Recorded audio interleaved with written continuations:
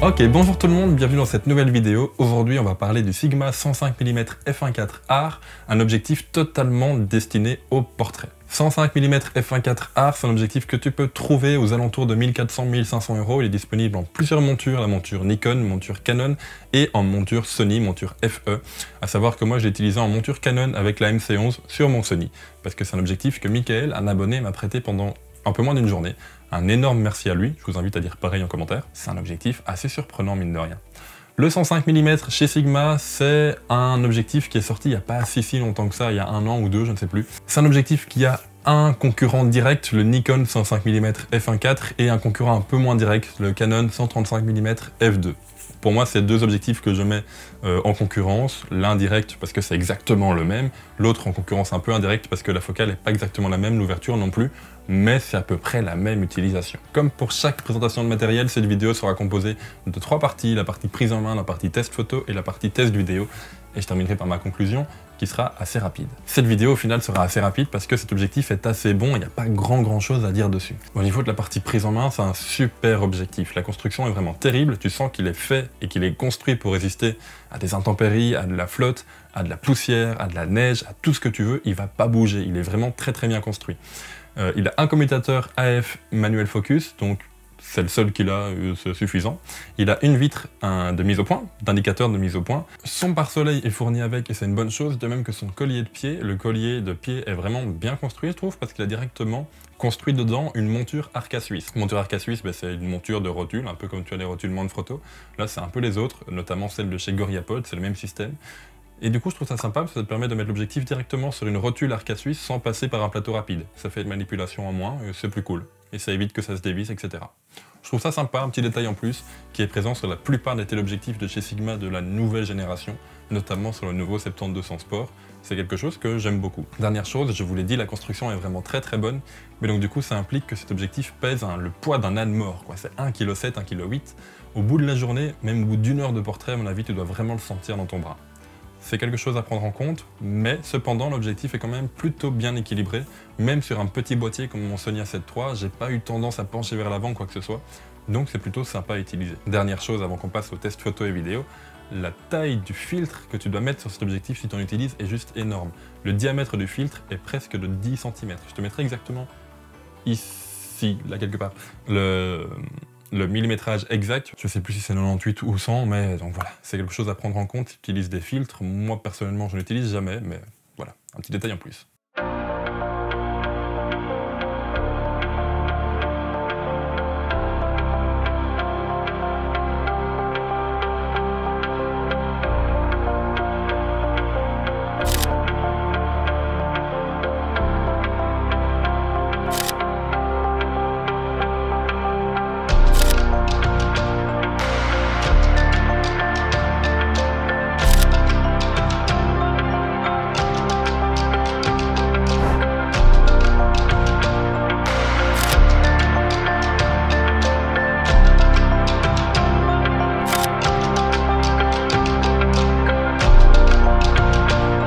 Au niveau du test photo et vidéo, pour une fois, je vais grouper les deux en même temps parce que les deux ont le même problème et en même temps les mêmes qualités. Tant pour la photo que pour la vidéo, cet objectif a un très bon autofocus. Je pensais pas dire ça un jour des objectifs Sigma Art parce que j'en ai plus testé depuis très longtemps, mais l'autofocus accroche parfaitement, que ce soit en photo ou en vidéo.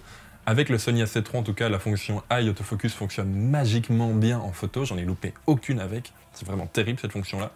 Et même avec la MC11 du coup, parce que c'est un objectif en monture Canon que j'ai utilisé, il fonctionne très bien. Mais donc du coup c'est valable également en vidéo, lorsque tu fais des plans rapprochés et qu'ensuite tu veux faire la mise au point à l'arrière-plan, l'objectif, l'autofocus est assez fluide, de façon à ne pas se louper, mais de façon à avoir quand même un autofocus très beau à regarder mine de rien. Donc voilà, c'est un très bon point, tant en photo qu'en vidéo, l'autofocus est terrible.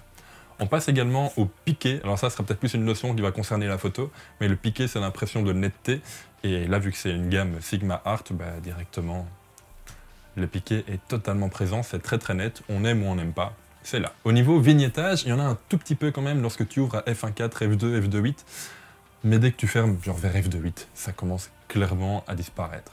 Personnellement ça me dérange pas le vignettage, donc c'est le fait d'avoir les bords de l'image qui deviennent un peu plus sombres.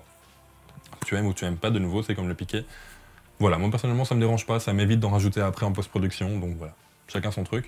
Et il y en a, tu fais avec. Au niveau aberration chromatique et flare, j'ai pas pu vraiment le tester parce que j'ai pas eu l'impression d'en avoir. Alors je sais pas s'il y en a pas du tout ou si c'est moi qui ai eu du bol ce jour-là, mais aberration chromatique et flare, j'ai quasiment rien eu.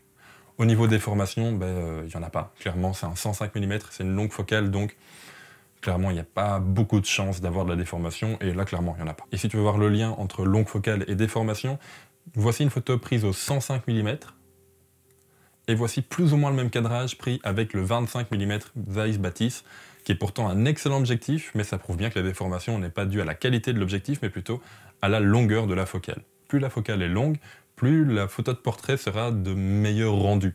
Chacun son truc après. Ce qui concerne un petit peu plus la partie vidéo, donc comme je te l'ai dit, c'est l'autofocus. Pareil, ça bouge pas, ça accroche très très vite et ça patine pas du tout. En même temps, l'autofocus est assez silencieux, donc ça pose pas de problème. Maintenant, pour prendre des prises vidéo avec cet objectif, je te conseille vraiment de le monter sur un monopode, parce que les prises à main levée, dues au poids de l'objectif et à la longueur de la focale, vont te faire trembler ton image, comme si tu avais bu 8 tasses de café.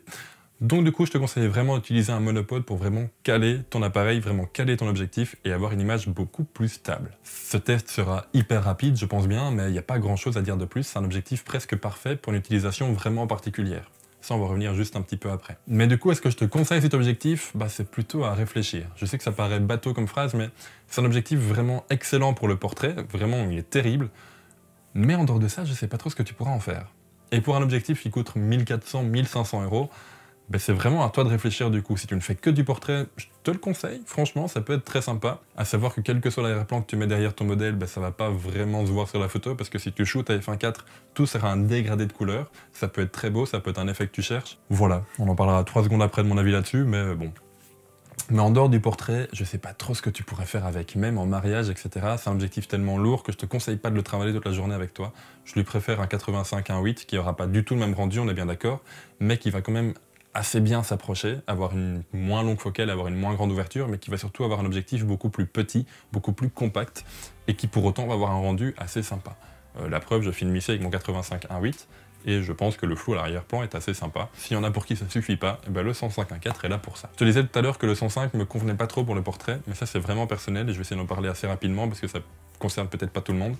Personnellement, quand je fais du portrait, j'essaye vraiment d'aller chercher une émotion chez la personne et vraiment de jouer avec cette personne pour la rendre plus, pour la rendre plus à l'aise devant l'objectif. Or, cet objectif, pour moi, a 2 défauts. Le premier, c'est qu'il est vraiment immense. La lentille devant fait presque 10 cm et donc ça peut intimider les personnes qui sont devant cet objectif. Et deuxièmement, vu que c'est une longue focale, tu dois te tenir assez loin pour avoir une photo, à 1,5 m, voire 2 mètres. Et donc du coup, à cette distance-là, pour moi, tu sais pas générer une émotion chez la personne. Sauf si la personne est vraiment habituée, mais si tu veux vraiment jouer avec, pour moi, t'es un peu loin. Je lui préfère vachement un 50 ou un 85 mm, qui va beaucoup plus déformer l'image, j'en suis bien conscient, mais qui va me permettre vraiment de rentrer dans la bulle du modèle, vraiment dans la bulle de la personne, et donc du coup qui va me permettre d'aller jouer ou d'aller chercher quelque chose chez cette personne-là en prenant un plan beaucoup plus rapproché.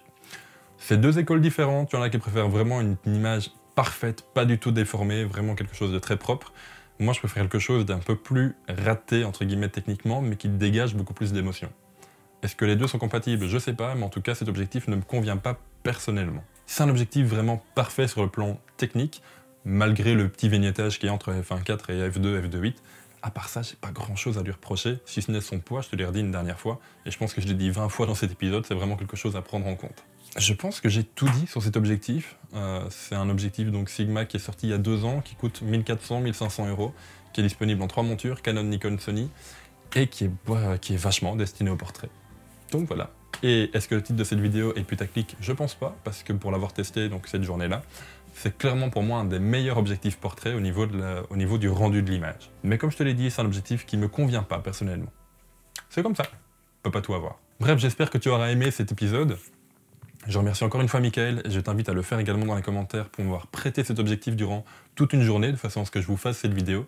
Merci également à Jazz qui a cadré la plupart des plans de cet épisode et qui cadre la plupart de mes épisodes, il faut bien l'avouer, merci à lui.